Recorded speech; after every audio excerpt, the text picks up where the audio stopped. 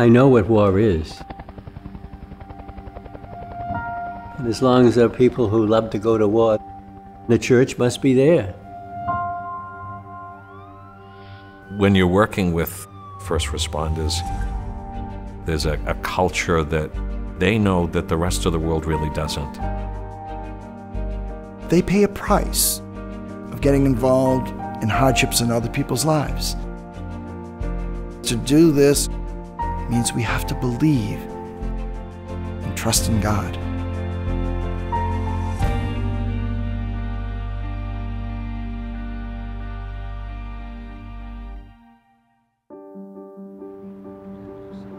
The chaplain's role is very important. Sometimes as police officers, we only want to talk to police officers if we have trouble or we're going through something. And when that happens, I always explain to them that Father Sean was a police officer for 10 years before he decided to become a priest. Ministering to the Boston Police Department and their families, I've been privileged to share in some very unique, very hard times with them, and very beautiful times, celebrating people's weddings and baptisms, just sitting alongside and talking to them. There is a privacy there. There's a culture that they know that the rest of the world really doesn't. And my work with Boston Police has helped me to see what they do every day for us. And they deserve a priest to be there for them and someone to care for them and their families. On the day of the Boston Marathon, I arrived there and they threw a Boston police jacket over me so I could enter into the horror of that day. It meant a lot to my partner to have Father Sean with him that day, and also to be with some of the officers that he could be with and talk to, and I don't know, make sense of something that does not make sense. It wasn't until later in the evening that I found out that a family from my own parish, the Richard family, something horrible happened to them, that their son had been killed, and it was unclear whether their daughter would survive, and that the mom and dad had been hurt. So responding to care for them and just try to be present to them in a special way. That first night when I was with them in hospital, this neighborhood and people from the city and from all over the world flooded the local park down the street and filled it with simple prayer, simple song, little candles of light saying, "We want peace, we want hope."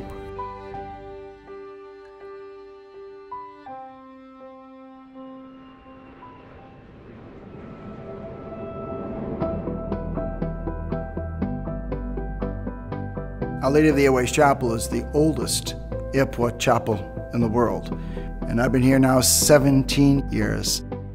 I look at the airport chapel as a parish.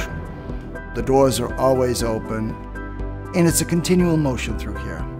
I always call my ministry here at the airport Ministry of the Moment. There's 18,000 people who work here at the airport. We're all running around, we have duties, our responsibilities. The chapel is a very, very sacred space. I love it when a person comes in and they say, "Father, I haven't been to the sacrament of confession in a long time." If they're going to open up their hearts to confess, then I want them to leave it here, unload that luggage here at the chapel, and in a sense walk with a sense of peace, a sense of God in their life.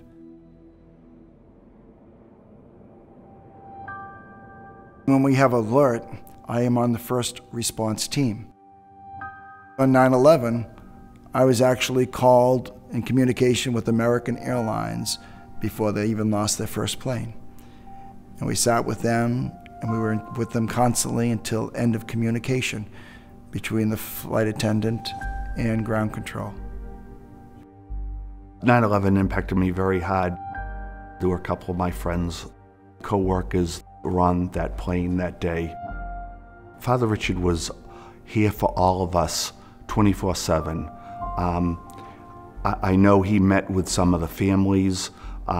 He was instrumental in visiting all the airlines to see how the workers were doing. He's there for us all the time, whatever we need.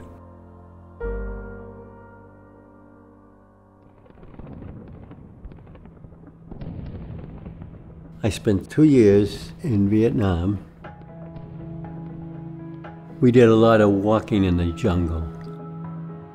I'd stay next to the doctor and the medics. We'd always be together because we would be the first ones to know who needs emergency and who would have to put on a helicopter, the dead or the living. You can say a mass in 20 minutes, but that meant a lot. I had such awe for these young kids.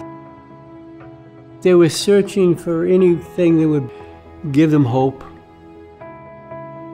They were courageous. They took care of one another. It was like a family. I was a member of a family. They could trust me.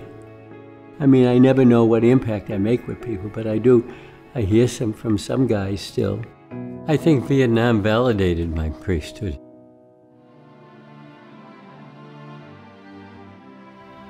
Father Coulter served as chaplain in the battalion my father commanded in Vietnam and knew my dad pretty well. He had to deal with all that a combat soldier had to deal with in very heavy situations, but also deal with the lives of the men, the spirits and souls.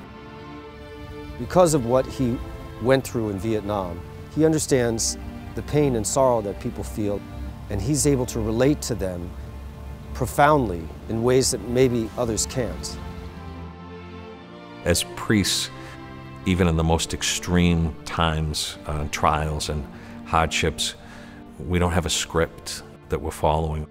Rather, we're trying to love and try to love as he loves. People really see that, and it does change us and lift us up, and people will see him better.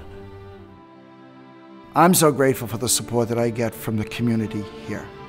And because we walk this path together, we experience it together. And that only reassures my priesthood and my faith as I say, it's the grace of God that worked in me.